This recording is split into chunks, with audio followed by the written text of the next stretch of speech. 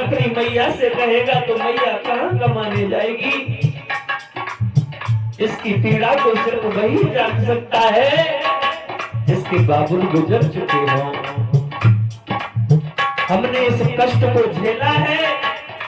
मेरे भैया कमाने वाला कोई नहीं था, बहुत छोटे छोटे थे हम, तब हमारे बाबुल गुजर गए। वो जब भी जो बात कहते थे वो हमें तब गलत लगती थी, लेकिन आज वो हर चीज हमारे सामने आती है। मेरे पिताजी को बहुत शौक था, जब मैं गाता था, कक्षा 6 में था, मैं तब से गाना सीखा हूँ।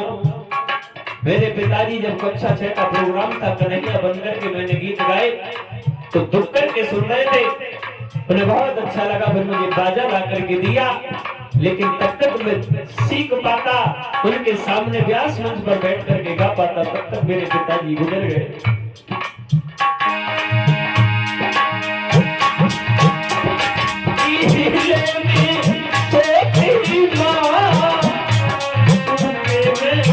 सुलाती ही है बेटी के पलने में, बेटा को झुलाती है। अरे ऐसे इस रिश्ते को, हाय ऐसे इस रिश्ते को कुछ लोग समझते हैं, ऐसे इस रिश्ते को।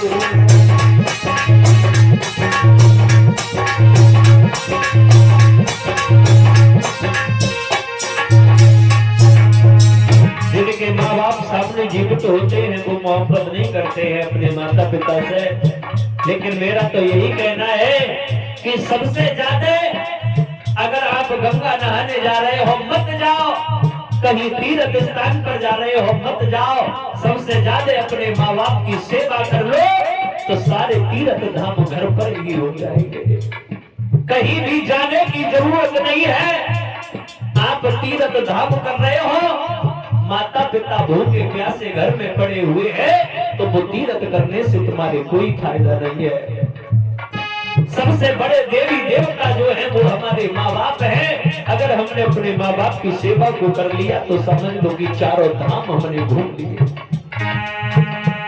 एक बेटा अपनी माँ से कहने लगा, मैया तू कहती है कि मेरा बहुत कर्जा है, बहुत कर्जा है, आज तू मुझे ये बता कि तेरा मुझ पे कितना बड़ा कर्जा है।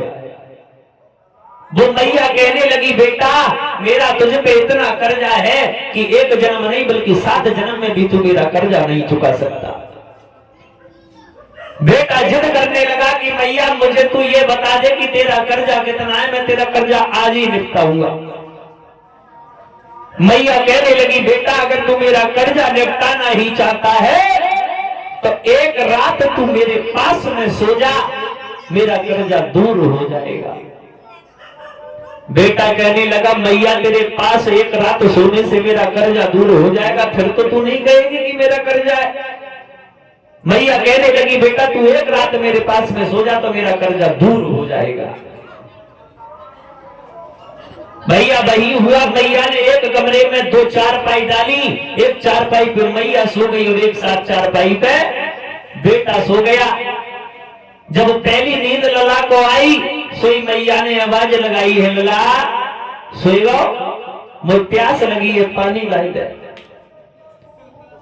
बेटा को कर्जा चुकाना था, पहली बार में बड़ी फुर्ती से उठा और गिलास लेकर के नल पे गया, ला करके पानी दिया, मैया ले पानी पी, तू प्यासी है।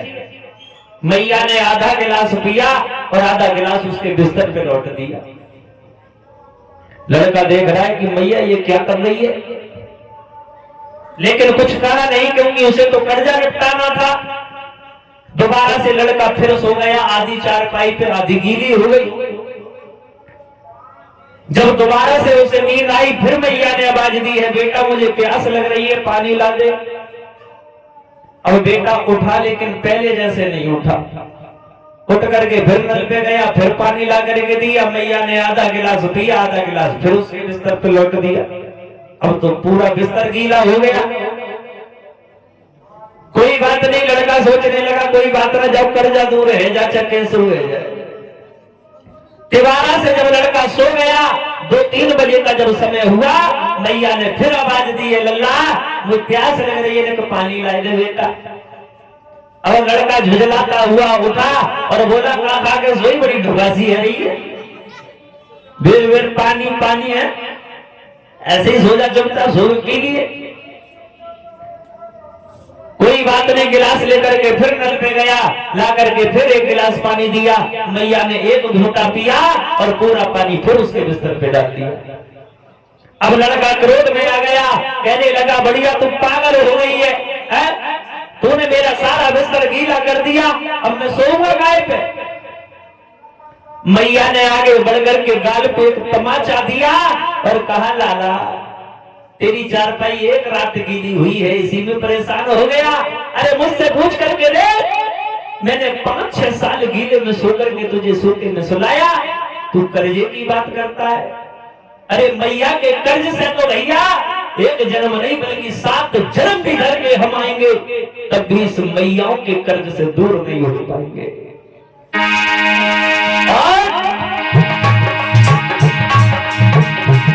राखी पर आती है, राखी को बांधती है। इन बहनाओं का भी प्रेम बहुत अजीब होता है भैया।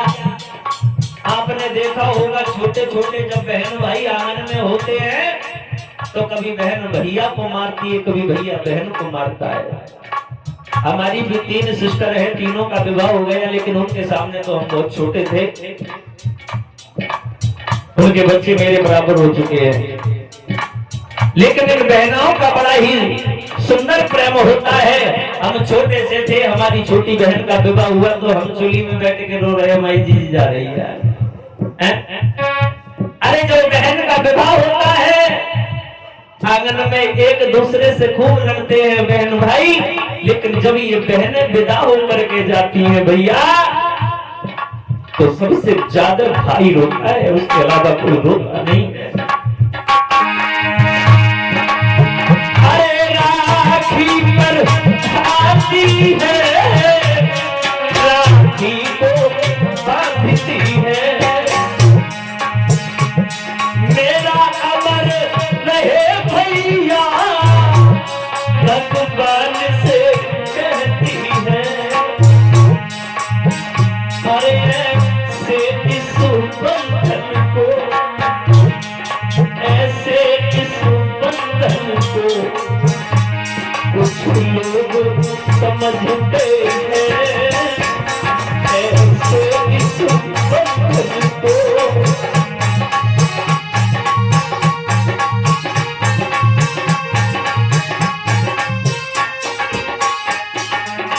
और मेरे भैया अंत कड़ी में बताया है, इंसान अपनी पत्नी को कहते हैं, कुछ लोग मैंने सुना है कि अपनी औरत एक जूती के समान होती है, जैसे पैर की जूती होती है, लेकिन ये दिमाग गलत है इंसान के।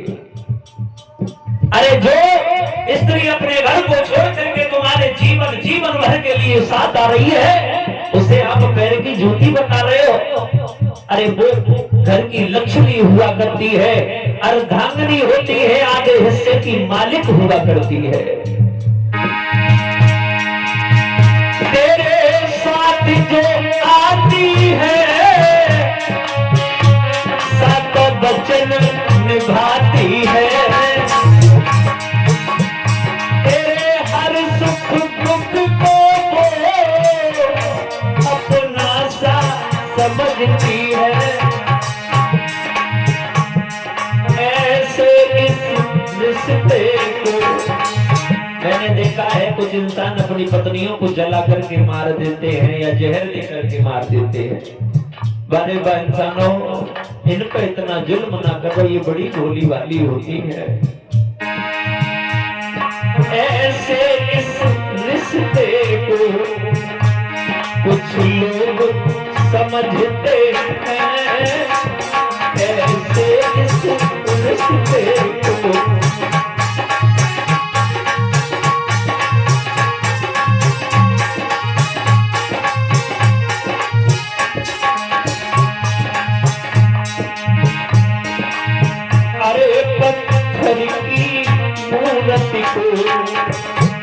भगवान समझते